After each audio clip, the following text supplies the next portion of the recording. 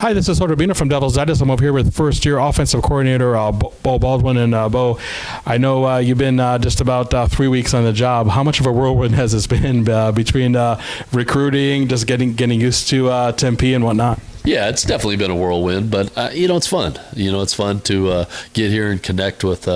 You're mostly connecting with recruits coming on campus and your own staff, but quietly being able to connect with the current players as well, which has been a lot of fun because that's the foundation of everything. So, connecting with these guys, staying busy, just trying to do the next thing on your list of things to do. Don't try and do it all at once, otherwise you start to get a little overwhelmed. So that's what we're doing.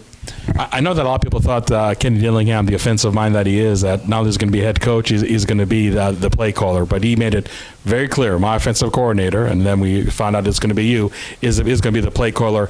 How much do you appreciate that vote of confidence when you have an offensive savant as a head coach, thinking like, yeah, I truly trust my offensive coordinator to really run the show here? Yeah, no, I appreciate it very much. I mean, I'm humbled, just to be here in general, and definitely humbled when he's, he puts the trust in that. But a lot of times, and I think he's the first to speak on it, play calling is play calling. I mean, we're going to collaboratively put a plan together. We're going to collaboratively talk about ideas in the off season, ideas in spring ball, game plans each week. So the play calling itself, which, I've done for a lot of years and I really do enjoy it, there's way more to it than that when it talks about coordinating the offense and putting together the plan. So you'll have many people involved in that, whether I'm calling the plays or whether Coach Dillingham was calling the plays. I know that every Saturday you have to really adapt the offense to what the defense gives you many times. But if I had to ask you, what is the Beau Baldwin offensive philosophy in a paragraph, how would you describe it?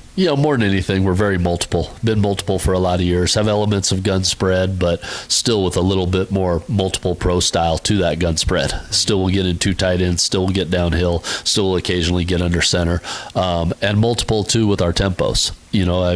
I've had years where I've maybe played a little bit more up tempo and years where I haven't, just depending on, mirroring it with your defense, mirroring it with your entire team. But we have the ability to change speeds on defense. So you have the ability to change speeds within your tempos. You have the ability to change things up, being multiple within your run to pass and formationally multiple. And then on top of that, we'll be aggressive. I always have. And that was one of the things that excited me the most. I know Coach Dillingham and his aggression. And I know he's bold. He thinks bold. He is bold.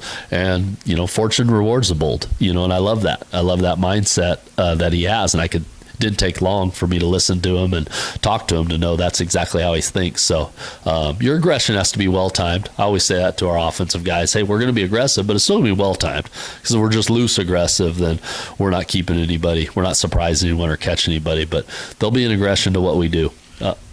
This might be like a typical question that offensive coordinators always are asked of, but the fans always want to know. As an offensive coordinator, what are some of the traits you look for in a quarterback? Yeah, more than anything, I like to see accuracy and anticipation. I think those things become more important than true arm strength. Just how accurate he is, what is anticipation. Now, don't get me wrong, you have to have the strength in your arm to make all the throws and to make a wide range of throws and to throw off different platforms. Very seldom are you able to just sit in the pocket and throw. I call that driving range quarterbacks. There's a difference between a driving range quarterback and being out there on the real first tee. So you have to have a wide range, and then from there there's a ton of intangibles. How well can he extend a play? How well can he threaten a defense with that? Because that's what D coordinators hate the most. How tough is he? How truly competitive he is? And you have to really get to know guys and get a feel for that. Does he truly love being in that QB position and embrace it, and that just what comes with that, because there's a lot of responsibility that comes with that. And then just ultimately, just will guys follow him? So I could list so many different things that you look at in that QB, but some of those things I said, without that accuracy, without that anticipation, without the ability to extend plays and just that moxie, it's going to be tough to be a successful quarterback, because the position is difficult to play in that way. I know fans are already familiar, obviously, with the quarterbacks that are in place over here, but what can you tell us about the two transfers you brought in, Drew Pine and Jacob Conover? I haven't gotten too much into, speaking on any one specific and, even too specific. I just think the room is going to be incredibly competitive competitive. You know, I talked to Trenton before I talked to anybody, you know, when I got here. And the most important guys in this program are the guys that are currently on the roster. And I was able to connect with a couple more guys yesterday that way by phone.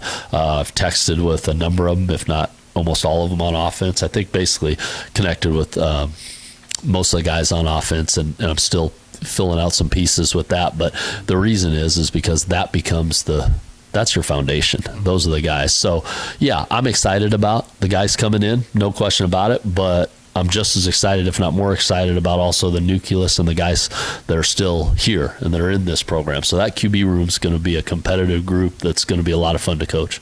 And last question, now the first spring practice for a new head coach, for a new coordinator, offense or defensive, is very crucial, and you always have that fine line trying to implement as much as you can, but also doing it at a pace that really would make sense, that you could actually see results on the field and not players thinking rather than playing. What is your philosophy in terms of the spoon feeding, so to speak, of your system in the spring, setting it up for as a foundation for fall camp later? Yeah, I just try to put together installs that you don't necessarily have to move on until you feel good about moving on. In other words, we would a lot of times, you know, go install one. Let's say we had 5 installs in the spring, or 6, and however many you want to say. It wasn't necessarily that install 2 automatically went on day 2, or install 3. Install 1 was the first install that was going in. You didn't move to install 2 until you felt good about install 1. You know, and a lot of, because what happens is you have this big plan, and a lot of times you start moving things back. Oh, we're not ready to move on. So we just put them down. At least that's been my philosophy, and we'll get together on what makes most sense. But I want them to I want them to feel very strong.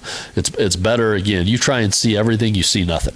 That's a term I use in a lot of ways, even QBs or different positions. You try and see everything, you see nothing. So it's the same thing with installing. You try and install everything, you might be, you know, a little bit below average at all of it. So we want to be able to, you know, start to really feel a strong foundation with the install 1 into install 2 and install 3, and we'll see where that takes us.